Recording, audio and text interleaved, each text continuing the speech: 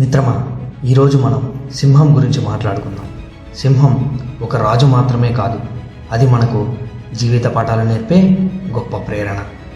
సింహం జీవితంలో కష్టాలను ఎలా ఎదుర్కొంటుందో మనం గమనిస్తే మనం మన జీవితాన్ని కూడా మార్చుకోవచ్చు. సింహం ప్రపంచంలో శక్తివంతమైన జంతువుల్లో ఒకటి, కానీ అది ప్రపంచంలో అతిపెద్ద జంతువా? కాదు. అది జింకల కంటే వేగంగా పరిగెత్తగలదా? లేదు. కానీ దాన్ని అడవికి రాజు అని అంటారు. సింహం తన సామర్థ్యంపై నమ్మకం పెట్టుకుని ఉంటుంది. అది ఎప్పుడూ తనని తాను చిన్నచూపు చూసుకోదు.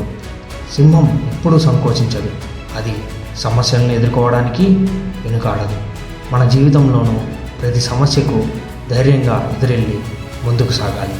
సింహం తన గుంపును రక్షించడానికి ముందుంటుంది.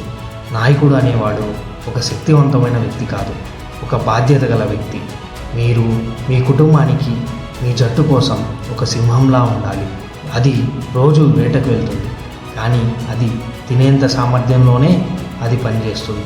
అదే సమయంలో అది తనకు కావాల్సిన గమ్యాన్ని నిర్దేశించుకుంటుంది.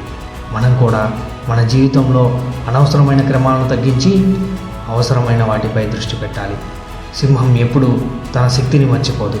అదేవిధంగా మీరు కూడా మీ బలాలను గుర్తించి మీ ప్రతిభను మీ విజయానికి దగ్గర చేయాలి. సింహం ఓటమిని ఒప్పుకోదు.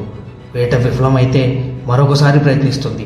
మనం కూడా ఒకసారి ఓడిపోయినప్పుడు ఆగిపోకుండా ప్రతిసారి ఓటమి తర్వాత మరింత పట్టుదలతో ముందుకు సాగాలి. సింహం తన గుంపులో కలిసి జీవిస్తుంది, కానీ అవసరమైతే ఒంటరిగా కూడా నిలబడి పోరాడుతుంది.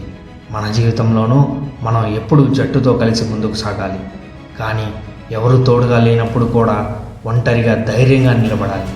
మీరు మీ జీవితాన్ని సింహంలాగా జీవించాలంటే ముందు మీపై మీకు నమ్మకం ఉండాలి. మీ సామర్థ్యాన్ని గుర్తించండి. మీ ప్రతిభ, కదలిక స్ఫూర్తివంతంగా ఉండాలి. మీ జీవితం మీద ఉన్న సవాళ్ళను భయపడకుండా ఎదుర్కోవాలి. మిత్రమా, సింహం చిన్నపాటి జంతువుగా జన్మించిన పెద్ద మనసు, పెద్ద ధైర్యంతో అడవికి రాజుగా మారింది. మనకు అదే శక్తి ఉంది. మనం భయాన్ని పక్కన పెట్టి ధైర్యంతో జీవితాన్ని ఎదుర్కొంటే మనము విజయరాజులం అవుతాం. ఈరోజు మీరు సింహంలా ధైర్యంగా జీవించేందుకు నడక మొదలు పెట్టండి. మీలో ఉన్న సింహాన్ని మీ విజయానికి ముందుకు తీసుకెళ్ళండి. ధన్యవాదాలు. మీ స్నేహితుడు, మీ జీవిత మార్గదర్శి.